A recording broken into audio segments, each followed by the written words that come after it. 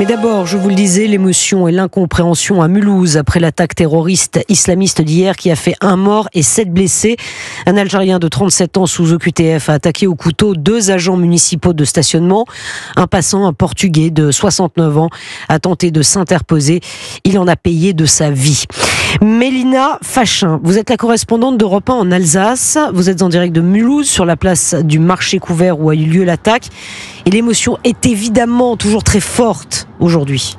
Oui, 24 heures après cette attaque au couteau, les passants circulent à nouveau normalement sur la place. On voit encore des rubans de balisage de la police, mais quelques bouquets de fleurs et bougies ont été déposés devant l'entrée du marché couvert. Samir tenait à venir se recueillir en mémoire de l'homme tué hier. Du dégoût, courage à la famille. Ce genre de personnes, pour moi, c'est des fous, que ce soit des musulmans, des chrétiens ou ma religion ne me dit pas d'être comme ça. Je condamne fermement et franchement, j'espère que la justice sévira bien comme il faut.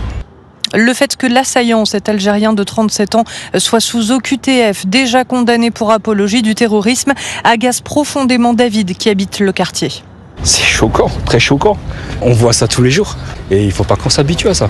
À chaque fois, c'est les mêmes profils qui reviennent. Il faut que ça réagisse plus haut niveau, très très vite. Ça n'aurait pas dû se passer. Comme beaucoup d'attaques qu'il y a eu récemment, des morts pour rien.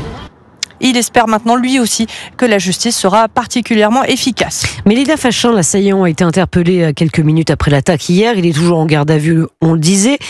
3 autres personnes le sont aussi. Ce sont des personnes de son entourage, Mélina. Oui, il s'agit de 3 hommes, selon les informations d'Europe 1. L'un d'entre eux est le frère de l'assaillant. Il y a également la personne qui hébergeait ici à Mulhouse le suspect, qui était, on le rappelle, sous contrôle judiciaire avec assignation à résidence. Il s'agit évidemment pour les enquêteurs du parquet national antiterroriste de savoir si le suspect principal avait des complices. Dans le cas d'une attaque terroriste, les gardes à vue peuvent durer jusqu'à 96 heures et même exceptionnellement être encore prolongées jusqu'à 144 heures, soit 6 jours après l'arrestation du ou des suspects. Mélina Fachin, correspondante d'Europe 1 en Alsace.